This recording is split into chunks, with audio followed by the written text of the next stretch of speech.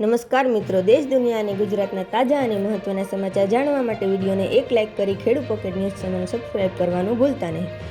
ગુજરાતમાં હજુ સત્તાવાર સમાચારને સમય છે, પરંતુ તે પહેલાં જ રાજ્યમાં પ્રી મોન્સૂન એક્ટિવિટી સક્રિય થવાની સંભાવના વ્યક્ત કરવામાં આવી છે. જાણીતા હવામાન નિષ્ણાત અંબાલાલ પટેલની નવી આગાહી મુજબ 2 મહિનાના મધ્યભાગ બાદ ગુજરાતના હવામાનમાં નોંધપાત્ર પલટો આવી શકે છે.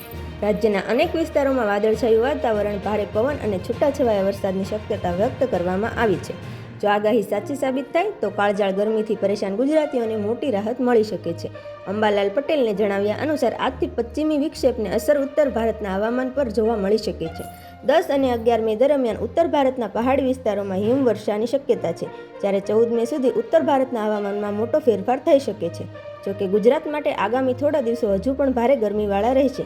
તેમણે આગાહી કરી છે કે 11 મે બાદ રાજ્યના અનેક ભાગોમાં ગરમી વધુ આકરી બની શકે છે.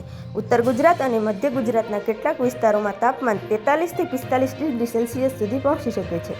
ખાસ કરીને અમદાવાદ, પંચમહાલ અને આસપાસના વિસ્તારોમાં ગરમીનો પ્રકોપ વધવાની શક્યતા દર્શાવવામાં આવી છે. આગાહી મુજબ અમદાવાદમાં આગામી દિવસોમાં ગરમીનો પારો છૂટી શકે છે. શહેરમાં તાપમાન 43 ડિગ્રીની આસપાસ રહેવાની શક્યતા છે.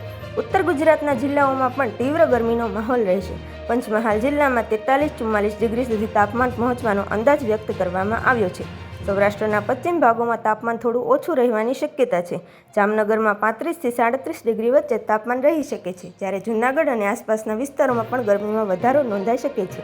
બસ હાલ માટે એટલું જ મિત્રો. ફરી મળીએ નવી અપડેટ સાથે. તે પહેલાં વિડીયોને એક લાઇક કરી ખેડૂ પોકેટ ન્યૂઝ ચેનલને સબસ્ક્રાઇબ કરી દેજો.